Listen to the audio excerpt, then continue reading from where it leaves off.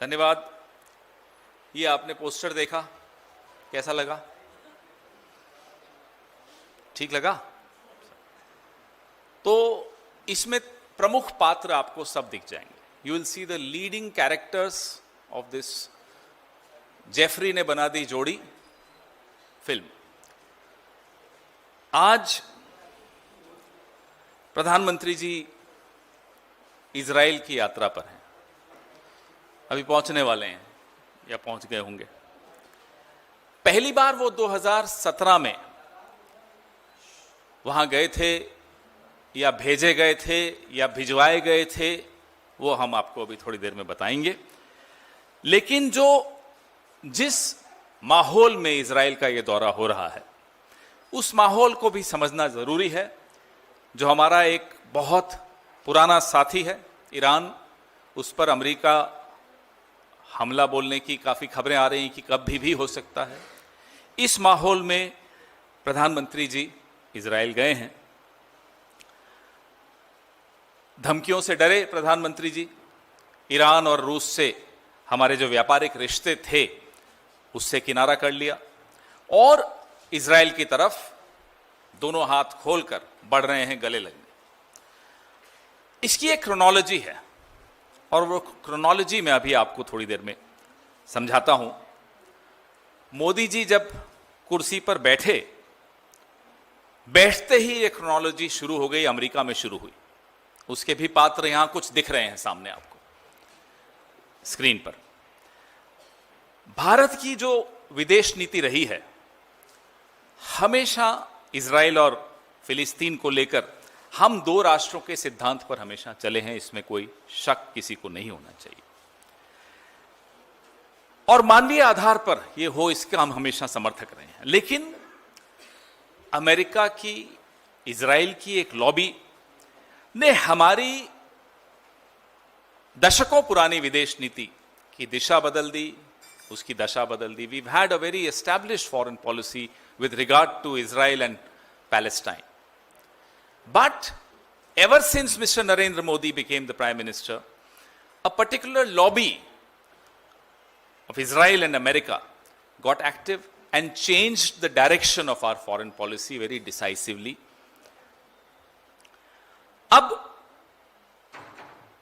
जो फाइल्स हैं एप्स्टीन साहब की, एप्स्टीन को साहब बोलना जरूरी है इस देश में, नाराज हो जाएंगे मोदी जी, इसलिए मैं एप्स्टीन साहब बोलूंगा, आपको बुरा लगे तो माफी।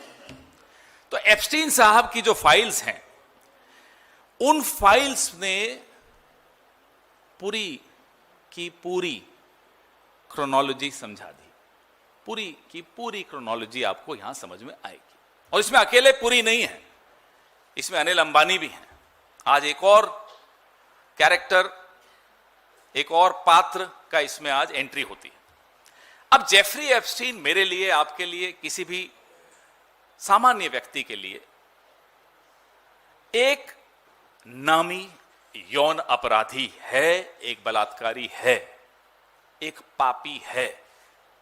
लेकिन हमारी मोदी सरकार के लिए, हमारी मोदी सरकार की विदेश नीति के लिए, मोदी सरकार की रक्षा नीति के लिए एप्स्टीन एक नायक है।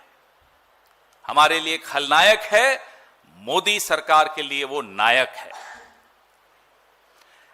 आप कहेंगे कि भाई वो तो मर चुका है, आप उसको है क्यों बोल रहे हैं, था क्यों नहीं बोल रहे? You may get this doubt that Epstein is dead. Why am I talking about him in present tense?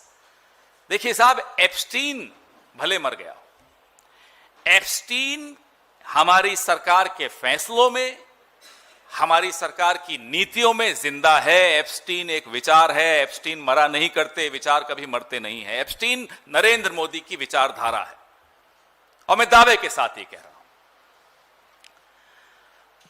अब मैं जब क्रोनोलॉजी पे आऊं तो 2014 से 17 के बीच एप्स्टीन और हरदीप पुरी की कम्युनिकेशन, एप्स्टीन और अनिल अंबानी की कम्युनिकेशन, इस सब पे मैं भी आऊंगा, पूरी क्रोनोलॉजी समझाऊंगा आपको। एहूद बराक एक और पात्र हैं जो इजराइल के पहले प्रधानमंत्री भी थे एक इससे पहले, और वहां की एजेंसी मोसाद के बड़े जाने माने नाम माना जाता है। ये जो पार्ट 2 हो रहा है ना इजराइल का, ये भी नरेंद्र मोदी का बेचारे का खुद का फैसला नहीं, ये मैं अब उनको ब्लेम कर दूं अच्छा नहीं। देखिए, इसमें एप्स्टीन साहब की जिम्मेदारी, इसमें इस लॉबी की जिम्मेदारी। ये जो नच बलिए का सीजन 2 है, इसका भी डायरेक्टर जो है वो नच बलिए, तो आप समझ रहे हैं क्योंकि एक मेल आई थी कि नाचा गाया जो भी, इसके भी डायरेक्टर एप्स्टीन हैं। और जो पिछले दिनों ट्रेड डील में हमने जल्दबाजी में सरेंडर किया, ये सब उसी कड़ी का हिस्सा है। मोदी जी जानते हैं कि एप्स्टीन की जो आंच है उन तक भी आ सकती है। पुरी, हरदीप पुरी सिर्फ एक प्यादा है, कहानी उससे ज्यादा है। अभी थोड़े दिन पहले मैं सुन रहा था, 17 फरवरी की बात है, अभी कुछ दिन पहले मोदी जी ने भाषण दिया कि मैंने स्कूल में एक रोबोट बनाया था और उस रोबोट बनाने के लिए मुझे मेडल मिला। ये मोदी जी बोले। मोदी जी, यही बात डोनाल्ड ट्रंप, यही बात नेतन्याहू, यही बात एप्स्टीन आपके लिए कहते हैं कि उन्होंने एक रोबोट बनाया था। वो रोबोट भारत का प्रधानमंत्री है, उसका नाम नरेंद्र मोदी है। अब मैं आपको क्रोनोलॉजी पे लाता हूं। अब 4 जनवरी 2017, बहुत ध्यान से सुनिएगा, लंबी प्रेस कॉन्फ्रेंस है, पहले ही चेतावनी दे रहा हूं। 4 जनवरी 2017 को हमारे प्रिय हरदीप सिंह पुरी लिखते हैं जेफरी एप्स्टीन को कि मुझे आपसे मिलना है। तारीख 4 जनवरी 2017। फिर आपस में आदान प्रदान होता है मेल्स का और 6 जनवरी की मीटिंग तय हो जाती है। 6 जनवरी 2017। इसके तुरंत बाद जेफरी एप्स्टीन दीपक चोपड़ा को मेल करते हैं। वो गुरु है, आज सुना मैंने कोई दीपक चोपड़ा, विश्व गुरु तो यहां है, एक गुरु वहां भी है, कि ये अंबानी के बारे में मुझे कुछ बताइए, अनिल अंबानी के बारे में कुछ बताइए। अनिल अंबानी से दोस्ती की फिराक में जेफरी एप्स्टीन हरदीप पुरी से इस मीटिंग के बाद जांच पड़ताल शुरू कर देते हैं, खोजबीन शुरू कर देते हैं कि अनिल अंबानी से कैसे मिलें। बड़ी महत्वपूर्ण बात है ये। और 21 फरवरी 2017 को फिर अनिल अंबानी और जेफरी एप्स्टीन की मुलाकात होती है। शुरू कहां से हुआ? हरदीप पुरी इनसे मिले एप्स्टीन से 6 जनवरी को। आप खुद समझ जाइए कि क्या सलाह दी होगी, आप खुद समझ जाइए कि क्या संदेश दिया होगा, आप खुद समझ जाइए कि किसकी तरफ से वो संदेश दिया होगा। हरदीप पुरी खुद तो अनिल अंबानी का नाम ले लेंगे, अपनी तरफ से तो नहीं लेंगे, हम ये उम्मीद करेंगे। तो किसी का संदेश था जो हरदीप पुरी ने एप्स्टीन को 6 जनवरी 2017 को दिया। उसके तुरंत बाद जेफरी एप्स्टीन अनिल अंबानी को ढूंढने निकल पड़े, दीपक चोपड़ा की मदद ली, और भी लोगों की मदद ली होगी। अब सिलसिला शुरू होता है एप्स्टीन और अनिल अंबानी का। अनिल अंबानी जो कि नरेंद्र मोदी के बहुत पुराने दोस्त हैं, शायद गौतम अडानी से भी पुराने दोस्त। 23 फरवरी को जेफरी एप्स्टीन, ये सब 2017 की सीरीज चल रही है अभी, अब तक जो मैंने प्रेस वार्ताएं की 2014 तक की थी, अब मैं और आगे बढ़ा। 23 फरवरी 2017 को जेफरी एप्स्टीन अनिल अंबानी को लिखते हैं, in the email I sent you Ehud Barak's contact details, in my experience a level above the rest. Ehud Barak का परिचय जेफरी एप्स्टीन अनिल अंबानी से करवाते हैं। मैं फिर से दोहराता हूं, नंबर 1, हरदीप पुरी एप्स्टीन से मिलते हैं। मिलने की उस मुलाकात के तुरंत बाद एप्स्टीन अनिल अंबानी को ढूंढते हैं, अनिल अंबानी से मुलाकात होती है। फिर एप्स्टीन अनिल अंबानी को ईमेल के माध्यम से एहुद बराक, भूतपूर्व प्रधानमंत्री इजराइल के, उनसे मिलवाते हैं। अब आ जाइए साहब 2017 के 1 महीना और आगे बढ़े। 2 मार्च को अनिल अंबानी जेफरी एप्स्टीन को 3:11 पे एक मेल भेजते हैं। Will need your guidance on dealing with white house for India's relationship and defence cooperation. ये किसके बिहाफ पे लिखा जा रहा है? अनिल अंबानी जेफरी एप्स्टीन को 2 मार्च 2017 को लिखते हैं कि मुझे आपका मार्गदर्शन चाहिए कि भारत व्हाइट हाउस से अपने रिश्ते कैसे रखेगा और किस तरह की डिफेंस कोऑपरेशन भारत और अमेरिका में हो सकती है, इस पे मुझे आपका मार्गदर्शन चाहिए। अनिल अंबानी लिख रहे हैं 2 मार्च को 2017 को जेफरी एप्स्टीन को। स्पष्ट है, कोई कंफ्यूजन तो नहीं आप लोगों के दिमाग में, क्योंकि काफी तारीखें हैं, काफी मेल्स हैं। क्लियर? अब जेफरी एप्स्टीन उसका जवाब देते हैं 1 मिनट के बाद, 3:12। Interesting. Remember, what are you willing to give? No ideology needed, tit for tat. कि बोले बढ़िया, वेरी गुड। अब ये बताइए आप हमें क्या दे सकते हैं? इसमें कोई विचारधारा की जरूरत नहीं है, एक हाथ दे एक हाथ ले। ये जेफरी एप्स्टीन अनिल अंबानी को सीधी सीधी बात कर रहे हैं, खरी खरी बात कर रहे हैं।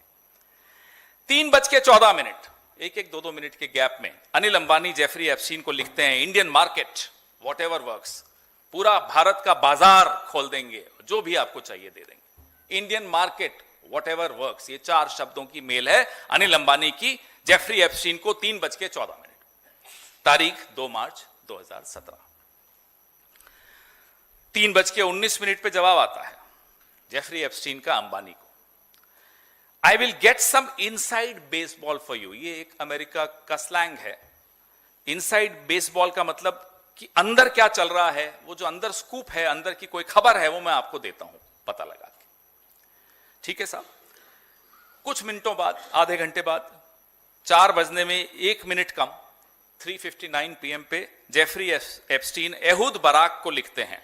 सीधा एहूद बराक पे बात पहुंच गई। Can you give me some insight into what role India might play in US defence wishes? क्या एहूद बराक जी आप मुझे कुछ जानकारी दे सकते हो कि भारत की भूमिका, अमेरिका की जो इच्छा है रक्षा के मामले में, अमेरिका की जो नीति है रक्षा के मामलों में, सौदों के मामले में, भारत की क्या भूमिका हो सकती है? अनिल अंबानी को वापस रिपोर्ट करना है। अनिल अंबानी यहां किसी को रिपोर्ट करने वाले होंगे, तो रिपोर्ट करने से पहले जेफरी एप्स्टीन इजराइल के पूर्व प्रधानमंत्री एहूद बराक को कहते हैं, साहब मुझे आपका मार्गदर्शन चाहिए। अब शायद उनकी आपस में फोन पे बात हुई होगी, क्योंकि एहूद बराक की मेल्स बहुत कम है। समझदार होंगे, कम से कम हरदीप पुरी से तो समझदार होंगे ही, तो फोन पे बात करते होंगे, और क्योंकि एजेंसी के आदमी हैं वहां, तो और समझदार होंगे, सावधान रहते होंगे। जो भी हो, फोन पे बात हुई होगी। अब आइए आप 16 मार्च 2017 में अनिल अंबानी जी जेफरी एप्स्टीन को लिखते हैं, hello, I was in daily, leadership would like your help for me to meet Jared and Bannon ASAP. Please advise. Likely visit to DC by Prime Minister in May to meet Donald. Also assistance on that. अब ये बड़ी रोचक mail है साहब, बड़ी महत्वपूर्ण mail है। Anil Ambani Jeffrey Epstein को 16 मार्च 2017 को लिखते हैं। अब मैं हिंदी में बताता हूं आपको। हेलो, मैं दिल्ली में हूं या था। नेतृत्व, भारत सरकार, नेतृत्व आपकी मदद चाहता है कि मैं जैरेड कुशनर, डोनाल्ड ट्रंप के दामाद, और स्टीव बैनन ट्रंप के बहुत पुराने, बहुत सहयोगी रहे हैं, एडवाइजर रहे हैं, उनका इलेक्शन मैनेजर रहे हैं। स्टीव बैनन का नाम आप गूगल करेंगे समझ में आ जाएगा कि भारत का नेतृत्व चाहता है आपकी मदद, कि मैं यानी कि अनिल अंबानी जैरेड कुशनर से और बैनन से, स्टीव बैनन से तुरंत मिल पाऊं। प्लीज एडवाइस, सलाह दीजिए। प्रधानमंत्री शायद मई में वॉशिंगटन जाएंगे, डोनाल्ड ट्रंप से मिलेंगे, उसमें भी मुझे आपकी मदद चाहिए। ये अनिल अंबानी लिख रहे हैं जेफरी एप्स्टीन को। उसके बाद मेल्स में है एक्सचेंज कि किस नंबर पे बात करूं, फिर नंबर पे बात हुई होगी। उन कॉन्वर्सेशंस में क्या हुआ, उन कॉल्स में क्या हुआ, हमें नहीं मालूम, इसलिए उस पर मैं कोई स्पेकुलेशन नहीं करूंगा। अब आइए 29 मार्च 2017 अंबानी साहब लिखते हैं जेफरी एप्स्टीन को, the White House announce yesterday PM Modi's trip to DC, can you tell me when and the dates? Thanks. कि व्हाइट हाउस से एक घोषणा हुई है कि प्रधानमंत्री अमेरिका आ रहे हैं, क्या आपको मालूम है डेट्स क्या हैं? ये किसके बिहाफ पे पूछ रहे हैं हमें नहीं मालूम। इस सब में फॉरेन ऑफिस का कोई रोल नहीं है, इस सब में मिनिस्ट्री ऑफ एक्सटर्नल अफेयर्स की कोई भूमिका नहीं है, इस सब में भारत के राजदूत दरकिनार बैठे हुए हैं, कभी हरदीप पुरी, कभी अनिल अंबानी, एप्स्टीन साहब तो हैं ही। इस तरह से हमारी विदेश नीति चल रही है आज भी। 2014 से लेकर आज तक ये लोग हमारी विदेश नीति चला रहे हैं। खून नहीं खोलता आपका? मुझे बताइए। जेफरी एप्स्टीन का जवाब सुनिए उसी दिन, कुछ मिनट बाद, I am told it is a part of the Israel strategy. Bharat की इजराइल स्ट्रैटेजी का निर्णय के कॉन्टोर्स का फ्रेमवर्क ऐसे तय हो रहा है। आज प्रधानमंत्री इजराइल जा रहे हैं ना, ये ऐसे तय हो रहा है। जेफरी एप्स्टीन ने तय किया। ये नींव जो डली 2014 के बाद भारत और इजराइल के संबंधों की, ये जेफरी एप्स्टीन ने तय किया। ये नींव उसने डाली। Ehud Barak, Jeffrey Epstein, Anil Ambani, Hardeep Puri, ऐसे बनी हमारी विदेश नीति। I am told it is a part of Israel's strategy. Should know more after I return from Paris. For your information, I am told that Buy India, BUY, Buy India, in reality is limited to a certain category of things. That is, many can only be truly made in America. IT, yes. Jet engines, no. However, very enthusiastic over having private business involved, as it is seen to be much less corrupt than government. ये Jeffrey Epstein की mail है अनिल अंबानी को कि ये जो भारत का सामान खरीदो, ये सब बड़ा छोटी सी बात है, लिमिटेड बात है, सीमित है। आईटी तक तो ठीक है, कोई जेट इंजन नहीं खरीदेंगे भारत से। और हां, यहां ये इस बात की बहुत रुचि है कि प्राइवेट सेक्टर से इंटरैक्ट करें, डील करें, क्योंकि सरकार भ्रष्ट है। ये जेफरी एप्स्टीन अनिल अंबानी को कह रहे हैं। ये है 29 मार्च 2017 की मेल। इसका अर्थ क्या हुआ? स्पष्ट तौर पे इसका अर्थ हुआ कि भारत, यानी कि डोनाल्ड ट्रंप से भारत की मीटिंग, मोदी साहब की मीटिंग, इजराइल के एजेंडा को पुश करने के लिए हो रही थी। The meeting that was held between Donald Trump, president Trump and prime minister Modi was to push, essentially was to push the Israeli agenda. ऐसे बनी हमारी इजराइल की आज की नीति।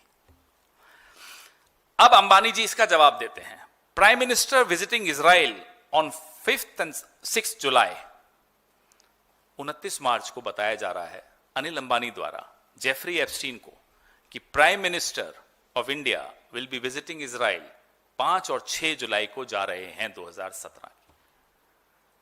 शर्म आती है ना? आ रही है, मुझे भी आ रही है। ये ऐसी विदेश नीति है हमारी। And then 7th, 8th in Hamburg for G20, where he will meet Donald, but a separate meeting being planned in DC. That's what I inquired.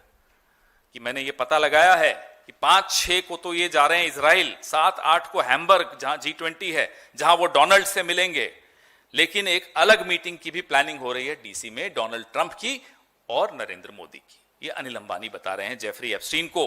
Ambani जी को जवाब आता है जेफरी एप्स्टीन का, yes, I fully understand. What I am told is that discussions regarding Israel strategy were dominating Modi dates. कि जो मुझे समझ में आया है, नहीं, जो मुझे जानकारी मिली है, वो ये है कि इजराइल पे आपकी क्या स्ट्रैटेजी होगी, मोदी की डेट्स, ये सब उस पे निर्भर करती है। ये पूरी विजिट, ये पूरी मीटिंग्स डोनाल्ड ट्रंप और मोदी की, इजराइल की, भारत की जो स्ट्रैटेजी होनी है, उस पे फोकस्ड है।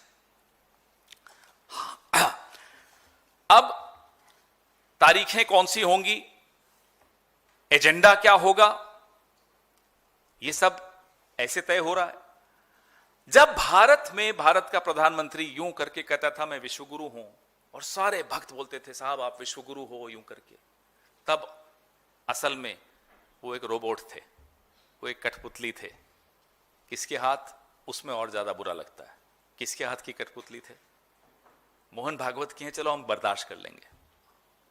Epstein, Donald Trump, Ehud Barak, Anil Ambani, Hardeep Puri, इन सब के हाथ की कठपुतली भारत का प्रधानमंत्री, और बना फिरता है विश्वगुरु। आइए 31 मार्च पर ले चलता हूं आपको। अंबानी साहब लिखते हैं जेफरी एप्स्टीन को, और इन सब की नींव में हमारे हरदीप पुरी हैं साहब। भूलना मत, मैं फिर आऊंगा हरदीप पुरी साहब पर। वो अगर अभी देख रहे हो, सुनते हैं, सुना है, देखते हैं प्रेस कॉन्फ्रेंस आजकल उनके ऊपर जो होती है, तो उनको भी समझ में आ जाना चाहिए कि भूलेंगे नहीं, अभी बहुत कुछ आना है उनका भी। तो 31 मार्च को अनिल अंबानी जी जेफरी एप्स्टीन को लिखते हैं, hello, any visibility on dates of our prime minister's visit to DC, PM in Israel 5-6 July, who do you know for track 2।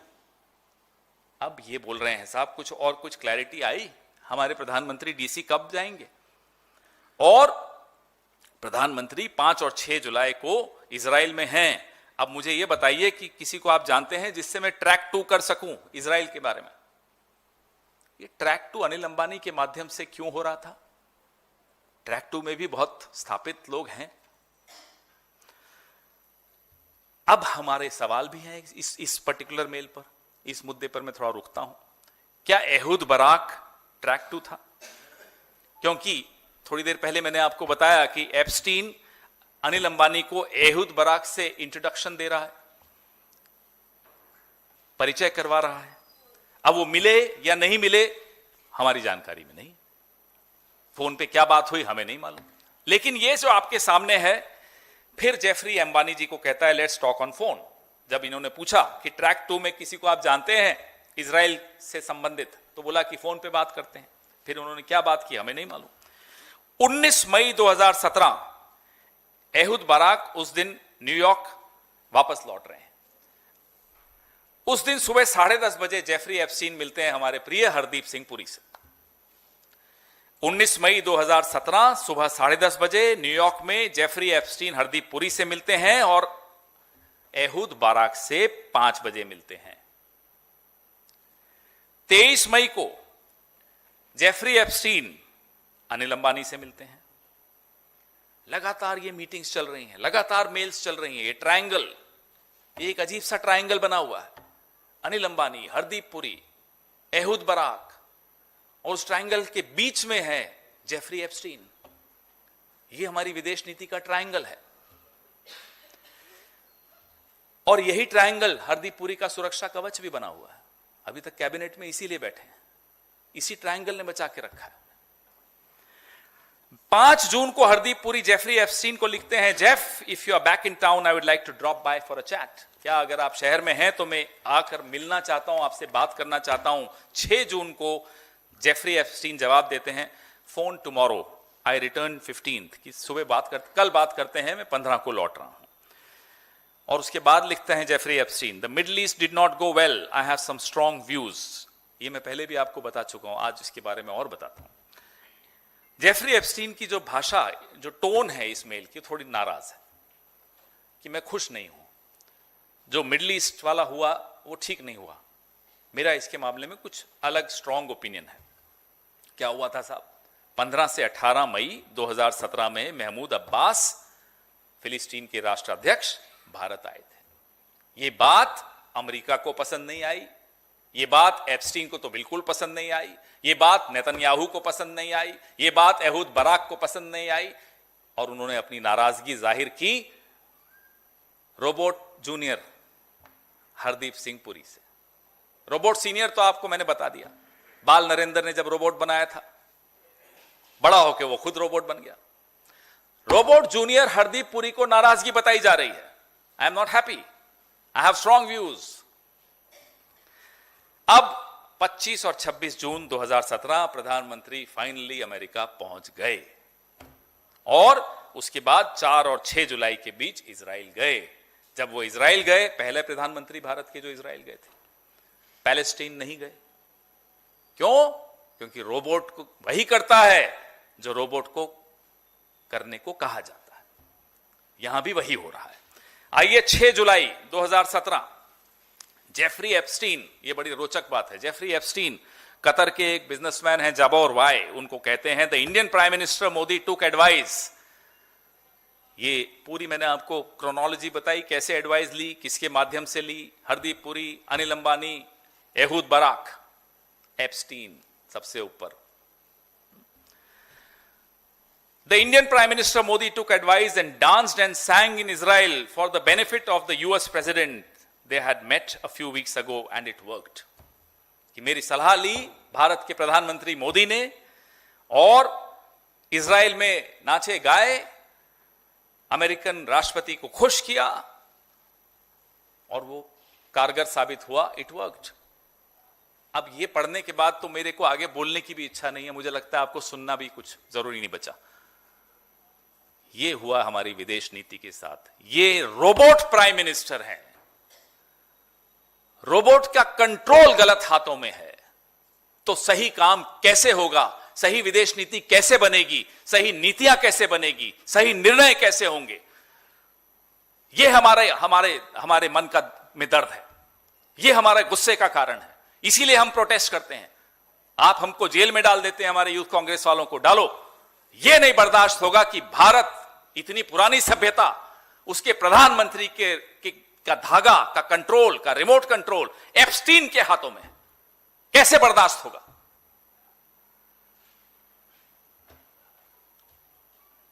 और आगे बताता हूं. ये जो मैंने आपको अभी पढ़ के बताया कि वो सॉन्ग एंड डांस, इसीलिए मैं इसको नच बलिए पार्ट 2 कह रहा हूं. किस तरह से minutely Epstein was watching the trip of mister Narendra Modi to Israel.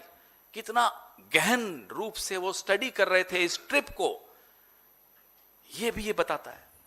तो पूरा कंट्रोल किसके हाथ में था वो यहां से मालूम पड़ता है. पूरी रिपोर्ट थी उनकी. कौन बता रहा था उनको? हम ये भी जानना चाहते हैं.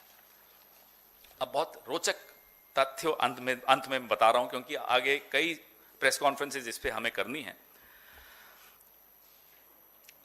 2014 और 17 के बीच जब हरदीप पुरी लगातार एप्स्टीन से मिलते थे, उस दौरान एहूद बराक का एक खास साथी, मोसाद का एक बहुत बड़ा एजेंट योनी कोरेन उसी अपार्टमेंट में रहता था. आप सुन लीजिए साहब, है ना इंटरेस्टिंग बात? इंटरेस्टिंग भी है, डिप्रेसिंग भी है. मन में घबराहट होती है कि हमारा देश की सरकार किन लोगों के हाथ में खेल रही है. 2014 से 17 में, इंग्लिश में भी दोहराता हूं, between 2014 and 17 when Hardeep Puri was hobnobbing with Jeffrey Epstein, Ehud Barak's chief aide Yoni Koren lived in this apartment, the same apartment of Jeffrey Epstein 13 times, 13 बार, कई दिनों के लिए, हफ्तों के लिए, महीनों के लिए, 13 बार. हम ये कैसे मान लें कि जेफरी एप्स्टीन, हरदीप पुरी, जो कि खुद एक अनधिकृत व्यक्ति था उस वक्त के लिए, सरकार का नुमाइंदा नहीं था, मोसाद के एजेंट से मिलकर क्या तय करता था वो तो आज भी आपको दिखेगा जब इजराइल जा रहे हैं प्रधानमंत्री. क्या तय करता था वो तो आपको इजराइल पिछली बार जब गए तब भी पता चल गया. योनी कोरेन बहुत बड़ा एजेंट माना जाता था, वो नहीं है दुनिया में. उसके बारे में एहूद बराक लिखते हैं, a talented intelligence officer with endless loyalty to the role, the IDF and the state. एक कॉन्फिडेंशियल ह्यूमन सोर्स ने, जिसको सीएचएस कहते हैं, एफबीआई को बताया, Epstein was close to the former prime minister of Israel Ehud Barak and trained as a spy under him. ये बात FBI के स्टेटमेंट में है कि एप्स्टीन एक स्पाई था. उसकी ट्रेनिंग एहूद बराक के अंडर हुई. मैं 2-3 बार दोहराऊंगा क्योंकि ये समझ लेना चाहिए हमें. भारत को सबसे बड़ा खतरा अगर आज किसी से है तो भारत की सरकार में जो लोग बैठे हैं उनसे है, क्योंकि वो इन लोगों के हाथों में खेल रहे हैं.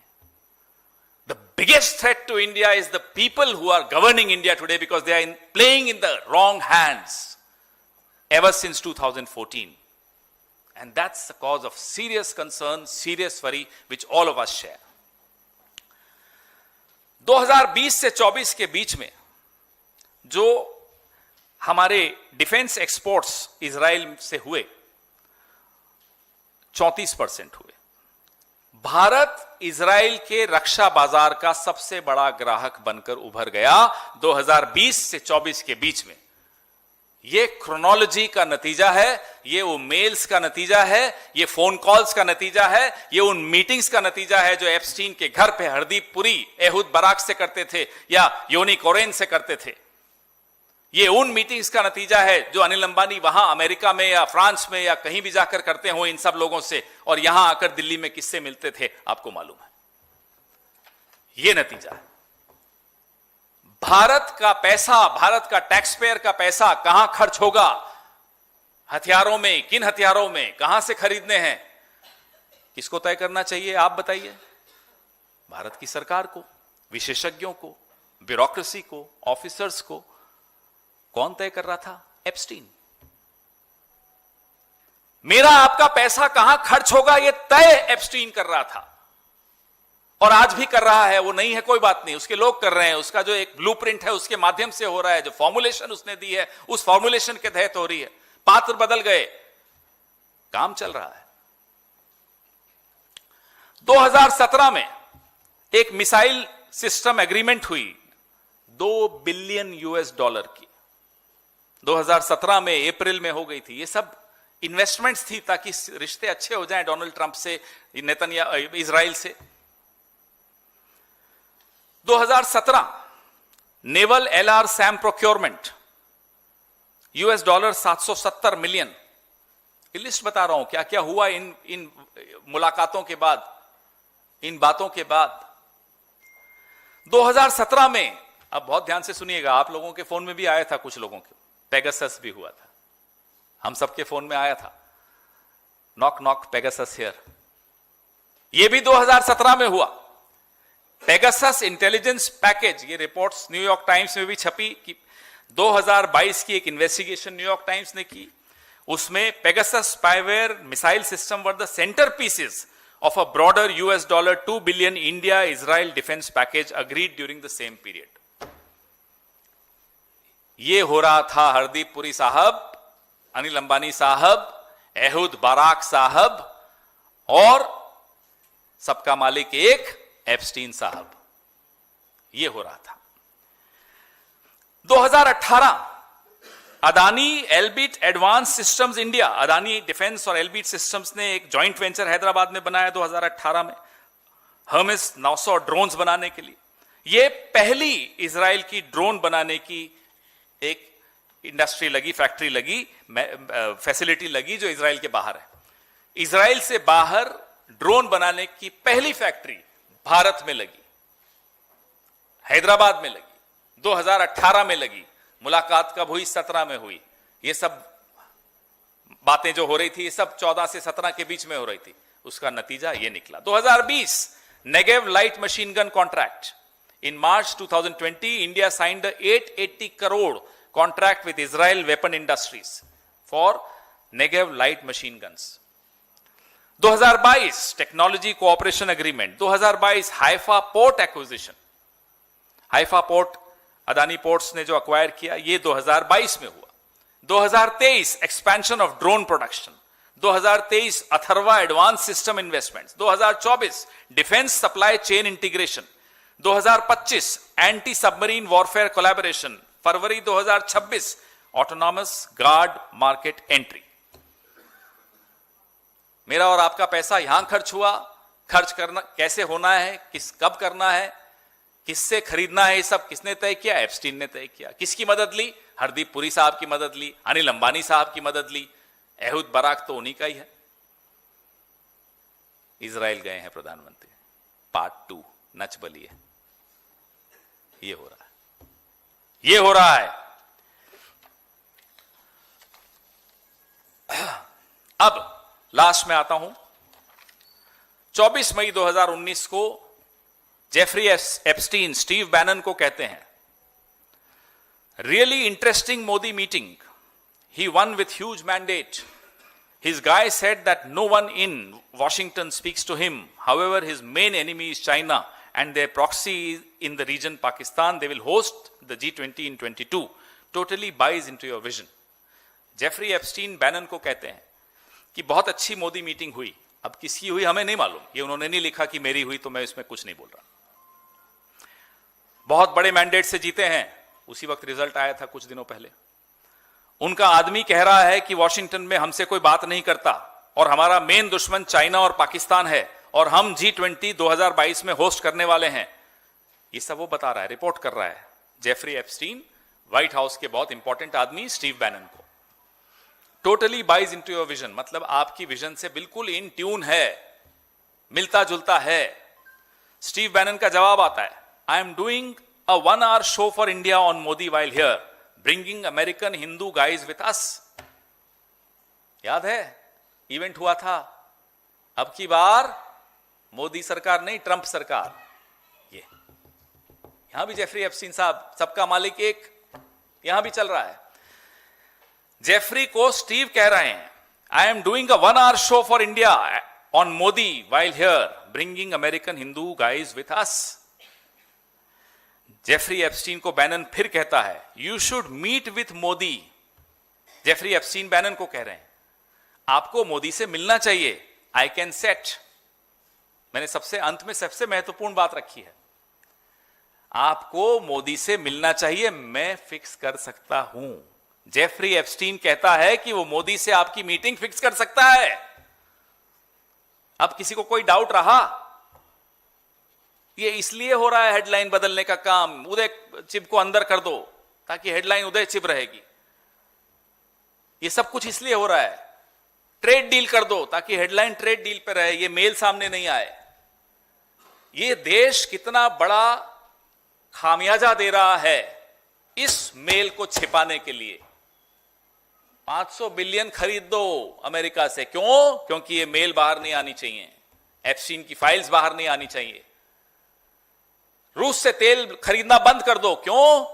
एप्स्टीन की मेल्स बाहर आ जाएंगी।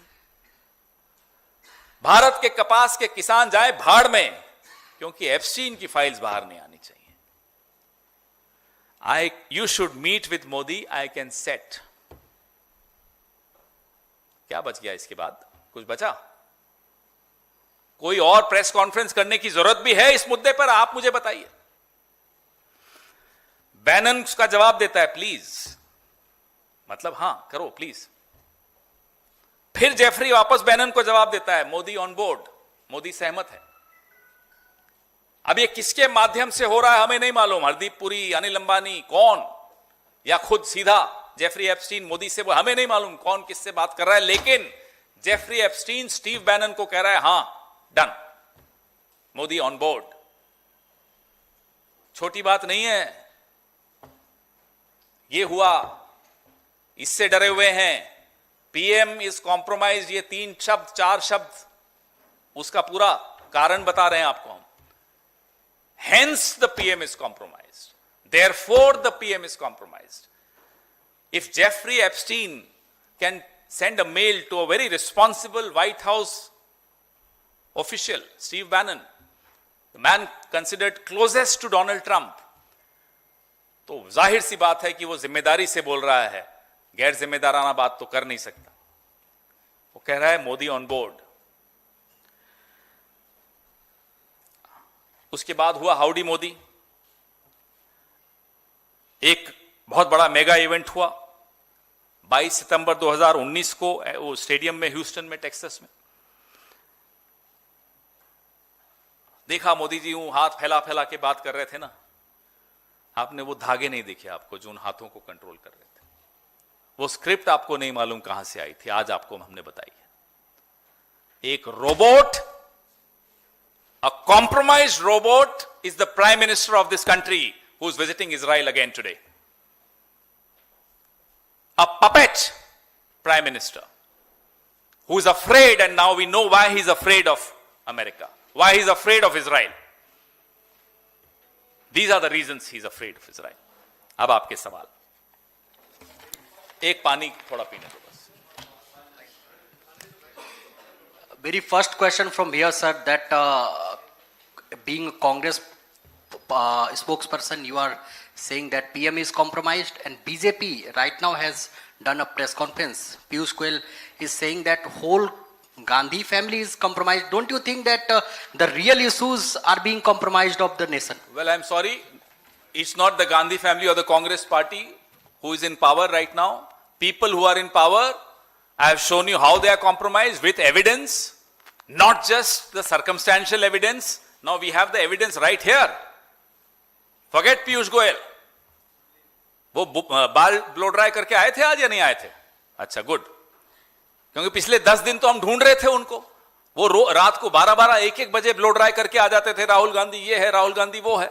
अरे भाई, ट्रेड डील के बारे में बताइए, 18 दिन क्यों नहीं रुक पाए थे? किसने आपको गन पॉइंट पे ट्रेड डील फाइनल करने को कहा? अपने मंत्रालय के जवाब नहीं दिए होंगे उन्होंने। हाँ, तो फिर देख लीजिए, ये हालत है। खेरा साहब, but Jagdish Puri is under ED scanner. ED is raiding him. Who is Jagdish Puri? Sorry, Hardeep Puri. I don't know. Is he under ED scanner? I think I don't know about that. We can find out. होता नहीं है इस सरकार में, अपने लोगों को protect किया जाता है। definitely Anil Ambani is. Anil Ambani का तो आप देख ही रहे हो, फिर भी बाहर तो है ना, अंदर तो नहीं हुए ना। But he has been served notice. So we'll have now, please find out what went wrong where. ये सब जो ईडी और ये सब ट्रबल शुरू हुए अनिल अंबानी के, कब से शुरू हुए? एप्स्टीन फाइल्स का जिक्र जब शुरू हुआ तब से शुरू हुए। ये सब तो अब आपको भी पता लगाना चाहिए। हाँ जी,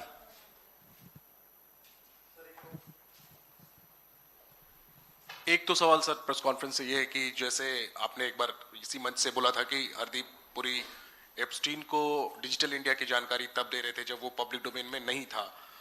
इसके अलावा जो आज की आपकी प्रेस कॉन्फ्रेंस है कि अनिल अंबानी एप्स्टीन से बातचीत जो कर रहे थे पीएम के इजराइल दौरे के बारे में या फिर अमेरिका दौरे के बारे में, क्या इसमें भी कुछ ऐसी बात है कि पब्लिक डोमेन से पहले कोई जानकारी आ रही थी, या फिर एक इसको ऐसे भी देखा जा सकता है कि एक उद्योगपति एक लॉबिस्ट से जनरल बातचीत कर रहा है जिसको आप लोग पॉलिटिसाइज करने की कोशिश कर रहे हैं? कैसे जनरल बात है जब वो कह रहे हैं, डेट्स बता रहे हैं, इस तारीख को वहां जा रहे हैं, स्ट्रैटेजी क्या होनी चाहिए, डिफेंस स्ट्रैटेजी भारत की क्या होनी चाहिए, वो सब बातें आप पूछ रहे हैं। और फिर उसके बाद जब प्रधानमंत्री जाते हैं तो वही सारी डील्स हो रही हैं इजराइल के साथ, तो बचा क्या फिर? सवाल कहां है मुझे बताइए, संशय कहां है मुझे बताइए, शक कहां है? खत्म हो गया, कोई गुंजाइश बची ही नहीं।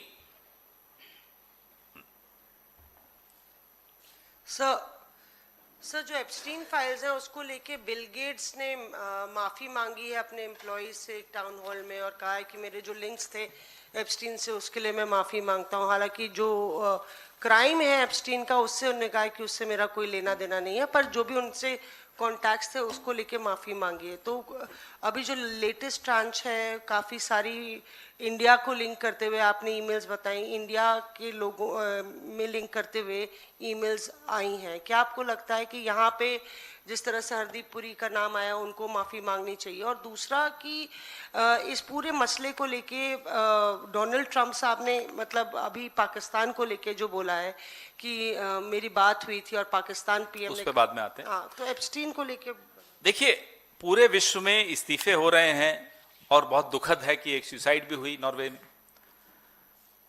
जेल हो रही है, एंड्रयू को जेल हुई, जांच हो रही है, कई देशों ने जांच कमीशन बैठा दी है।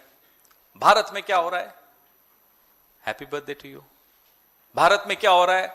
Hardeep has written a very good article, कल प्रधानमंत्री ने ट्वीट किया था। भारत में ये हो रहा है। भारत में ऐसा क्यों हो रहा होगा? आपका क्या अंदेशा है? मेरा अंदेशा मैं बताता हूं आपको, क्योंकि आप नहीं बोल पाएंगे।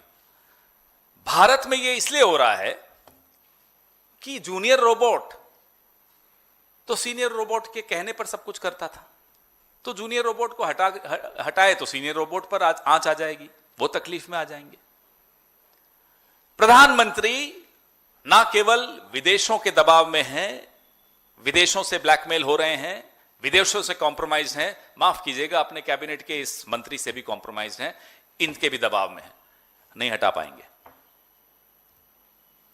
हेलो पवन जी, मेरा सवाल ये है कि आप लोग पूरे देश भर में प्रचार के माध्यम से, प्रेस कॉन्फ्रेंसेस के माध्यम से पीएम इज कॉम्प्रोमाइज का नारा दे रहे हैं और बता रहे हैं, लेकिन दूसरी ओर भारतीय जनता पार्टी ने 3 बड़े पोस्टर्स जारी किए हैं जिसमें नेहरू जी का है, राजीव जी का है और इंदिरा जी का है। कॉम्प्रोमाइज करके उन्होंने पूरा पोस्टर। भाई उस पे तो हम जब जवाब देना होगा दे देंगे, देश की जनता दे चुकी कई बार, छोड़ दीजिए। आज सरकार किसकी है? नेहरू जी की है? बोलिए, है? नहीं है ना? राजीव जी की है, बोलिए, सुनना चाहता हूं, बोलिए। है नहीं है ना? इंदिरा जी की है, बोलिए बोलिए। अरे हाँ या ना? नहीं है तो बोलो ना भाई। नहीं, बीजेपी नहीं जानती ना साहब, हम तो जानते हैं, आप तो समझदार है। बीजेपी नहीं जानती ना कि सरकार किसकी, उन्हें याद दिलाइए। राहुल जी हैं क्या प्राइम मिनिस्टर? बताइए, हैं? बोलो भाई, इतना सन्नाटा ठीक नहीं है। तो फिर नरेंद्र मोदी, जो कि हमने साबित कर दिया आपके सामने पिछले 11 साढ़े 11 सालों से, कैसे एक यौन अपराधी, एक पापी जेफरी एप्स्टीन के हाथों खेल रहे हों, तो उसका जवाब ये तो नहीं हो सकता ना, जब नेहरू जी ने ये किया था और इंदिरा जी ने वो किया था और राजीव जी ने ये। भाई जवाब ये दो कि पिछले 11.5 साल में आपने क्या कर दिया? पूरे देश की विदेश नीति, रक्षा नीति एप्स्टीन के हाथों से चल रही हो और आप नेहरू जी की बात कर रहे हैं। अब लोग हंसते भी नहीं है इन पर, इन चुटकुलों पर। अब लोग माथा पीटते हैं, ये कैसा रोबोट आ गया है बाल नरेंद्र। सर, इसी क्रम में, क्योंकि बीजेपी की ओर से पीसी की गई थी और किस तरह राहुल गांधी विदेश यात्रा करते हैं बार बार, या लो बुक प्रोटोकॉल को मद्देनजर रखते हुए जॉर्ज सोरोस के सहयोगी से वो मुलाकात करते हैं, इसका आरोप आप लोगों के ऊपर लगाया गया। आप लोगों ने अपने सरकार के दौरान किस तरह से समझौता किया देश हित के खिलाफ में रहते हुए? देखिए भाई, ये सब सुन लिया हमने, बहुत बार सुन लिया। मैं फिर दोहराता हूं चुनौती अपनी। बीजेपी दावे के साथ एक बार हमारी ये चुनौती स्वीकार करके दावे के साथ बोले कि बीजेपी का कोई लीडर, कोई मंत्री जॉर्ज सोरोस के संपर्क में नहीं रहता, नंबर 1। नंबर 2, बीजेपी के किसी लीडर या मिनिस्टर के बच्चे जॉर्ज सोरोस से फंडिंग ली हुई ऑर्गेनाइजेशंस में काम नहीं कर चुके हैं या नहीं करते हैं। फिर जॉर्ज सोरोस पे आएंगे, जॉर्ज सोरोस पे भी हम करेंगे थोड़े दिनों में, इनका ये भी उतार देंगे, चिंता मत कीजिए, भरोसा रखिए हम पर। पवन जी, अभी आपने कहा कि भारतीय जनता पार्टी में ऐसा नहीं होता, स्कैनर वाली बात को लेकर। वहीं अगर ब्रिटेन की बात करें, यूरोप की बात करें, अमेरिका की बात करें, तमाम जिनके जिनके नाम आए हैं, या उनके इस्तीफे हुए या उन लोगों ने जो है उनको सजा भी हुई। दूसरा सवाल है, पिछली पीसी में आपने कहा था कि हम रवि मंथा के बारे में भी जानकारियां इकट्ठा कर रहे हैं, जल्द ही उनका नाम भी सामने करेंगे। अभी तो इंपॉर्टेंट लोगों को तो पहले करने दो, वहां भी आएंगे, निश्चिंत रहिए। रही बात आपकी पहले सवाल की, यहां क्यों नहीं हो रहा एक्शन, उसका मैं मौसमी जी को जब जवाब दे रहा था तो मैंने बताया यहां इसलिए नहीं हो रहा एक्शन क्योंकि prime minister is compromised, PM is compromised, PM दबे हुए हैं, पीएम ब्लैकमेल हो रहे हैं, पीएम के हाथ बंधे हुए हैं।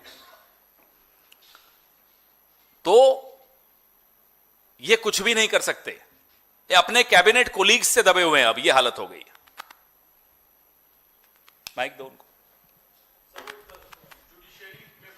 अभी नहीं, इस पे आएंगे, उस पे भी आएंगे। अभी तो पवन जी, उसमें एप्स्टीन का कोई कनेक्शन नहीं है ना, तो फिर रुकिए ना, उम्मीद करता हूं नहीं है।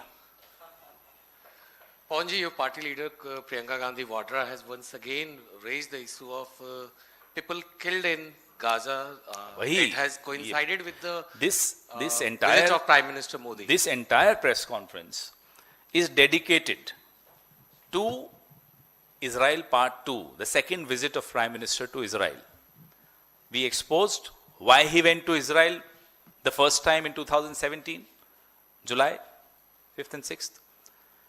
We exposed what happened after his visit, subsequent to the visit, the deals, Pegasus, all the defense deals. We exposed who made him go to Israel. We exposed what was the agenda of going to Israel, part 1. Part 2, we have discussed. The drastic change in India's foreign policy vis-a-vis Israel and Palestine happened because of Epstein. Epstein decided that. When I say Epstein, I mean the lobby of, ये इसमें ऊपर लिखा हुआ है, आप पढ़िए, production किसका है देखिए जरा, बोलिए बोलिए, मेरे को नहीं सुनाई दे रहा। ये इन लोगों ने तय किया। भारत अपनी स्वायत्तता खो चुका है। अफसोस इस बात का है कि एप्स्टीन, हरदीप पुरी, अनिल अंबानी, इन लोगों के माध्यम से हमने अपनी स्वायत्तता खोई है। प्रियंका जी ने जो मुद्दा उठाया, वो मुद्दा पूरे देश को आक्रोशित कर रहा है। जो नरसंहार हुआ उस पे एक शब्द नहीं निकलता, और अब हमें समझ में आता है कि शब्द क्यों नहीं निकलता, क्योंकि आका जो बैठे हैं अमेरिका में, जीवित और मृत, क्योंकि जो एप्स्टीन अगर मृत हो भी गया है तो उसकी फाइलें तो जिंदा हैं, उसकी फाइलें तो उसके मरने के बाद जिंदा हुई हैं, और उन जिंदा फाइलों में ऐसे ऐसे राज दफन हैं कि प्रधानमंत्री एक नरसंहार की निंदा नहीं कर सकता। बच्चे, फिलिस्तीन में छोटे छोटे बच्चों का जो नरसंहार हुआ, लाखों लोगों का नरसंहार हुआ, उसके बारे में एक शब्द भारत के मुंह से नहीं निकलता। उसका कारण यह है। कोई और क्वेश्चन? क्योंकि अभी थक गया हूं। बोलो sir. Naina from India daily. मेरे एक्चुअली 2 क्वेश्चंस हैं। पहला, एक तो एप्स्टीन फाइल को लेकर हम देख रहे हैं दुनिया भर में हलचल है, वहां पर अलग अलग एक्शंस हो रहे हैं, कभी माफी के नाम पर या फिर ये कहा जाए कि सत्ता तक चली जा रही है, कुर्सी तक चली जा रही है। यहाँ पर अब एप्स्टीन फाइल्स को लेकर जिस तरह से कनेक्शंस हैं, यहाँ पर अब कांग्रेस का क्या स्टैंड है? क्या आने वाले वक्त में सदन पे भी इसकी आवाज उठाई जाएगी? और अब ये मैडम सदन और सड़क से बहुत आगे जा चुकी है बात। जब ये बात साबित हो जाए कि पूरी विदेश नीति, पूरी रक्षा नीति, सारे निर्णय इस देश के एक यौन अपराधी के माध्यम से लिए जा रहे हों, तो हम और आप तो वोट देते थे प्रधानमंत्री चुनने के लिए। हमारे वोट से एक रोबोट चुनकर आ जाए जिसका कंट्रोल इजराइल और अमेरिका के हाथ में हो, तो अब संसद क्या बचा और सड़क क्या बचा? एक और क्वेश्चन स्टूडियो में शुरू होना जरूरी है अब ये सब बातें। सर, एक और क्वेश्चन है इजराइल को लेकर।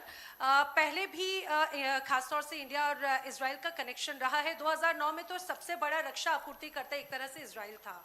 हाँ, ये बात अलग है कि परमानेंट पार्टनरशिप के तौर पर कभी उजागर नहीं किया गया। तो आज जो तस्वीर है वो इतनी ज्यादा अलग क्यों है? बहुत अलग इसलिए है कि आपने एक फंडामेंटल डिफरेंस इजराइल के साथ हमारे रिश्तों में कर दिया। हम रिश्तों के खिलाफ तो कभी थे भी नहीं, लेकिन हमारी एक अप्रोच थी 2 नेशंस की, 2 देशों की, जिसमें फिलिस्तीन के अधिकारों की पूरी रक्षा हो। वो सब हमारी स्टैंड एक रहा हुआ है। अब आप देखिए हमारा स्टैंड क्या है। अब महमूद अब्बास अगर हिंदुस्तान आ जाते हैं तो एप्स्टीन को बुरा लग जाता है। ये बहुत बड़ा फर्क है। हमारी विदेश नीति एप्स्टीन नहीं तय करता था। हमारी विदेश नीति एक कुछ मूल्यों पर थी, कुछ आदर्शों पर थी, मानवता के मूल्यों पर थी, और उसका सम्मान पूरे विश्व में होता था।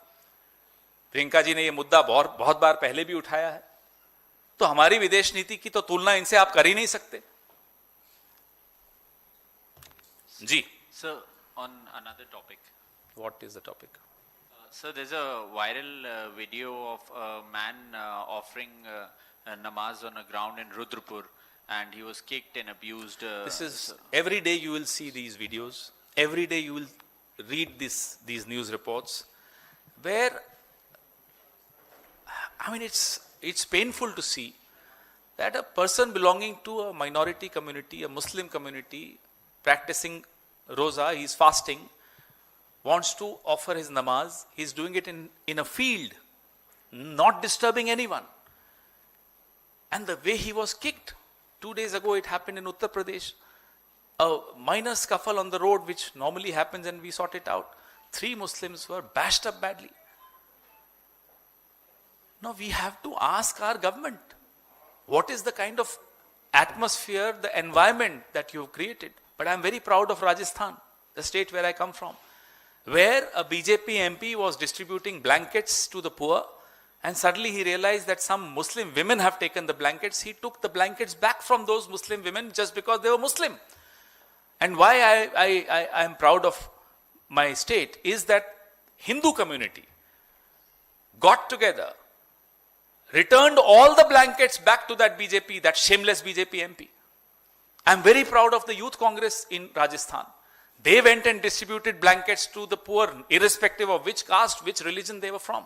Poverty has no caste, no religion. But the atmosphere of absolute hatred that Mr. Narendra Modi has created in this country is something which we are all ashamed of. You and I should be ashamed of. It's an ancient civilization. It cannot get insecure by anyone, from anyone. It's the government which is insecure. It's the RSS ideology which is insecure. And they have every reason to be insecure. Because they have no feet to stand on. आप insecure हैं, आप असुरक्षित हैं, मतलब थोड़ी कि भारत की सभ्यता असुरक्षित हो गई। अरे जहां कबीर चले, नानक चले, गौतम बुद्ध चले, महावीर स्वामी चले, वहां सभ्यता असुरक्षित हो जाएगी एक मुसलमान के नमाज पढ़ने से? अपने खेत में जहां वो मजदूरी कर रहा है वहां वो नमाज पढ़ रहा है, उसकी पिटाई हो रही है। ये सभ्यता क्या असुरक्षित हो जाएगी? एक मुसलमान गरीब महिला को कंबल मिल गया तो असुरक्षित हो गए आप। लानत है इस पार्टी पर, लानत है मोहन भागवत पर, लानत है आरएसएस पर। यह देश इन सबसे बहुत बड़ा है, बहुत पुराना है। ये चले जाएंगे, इनका नाम लेने वाला कोई नहीं रहेगा। ये इतिहास के कचरा पात्र में मिलेंगे ये सब लोग, इनकी करतूतों की वजह से।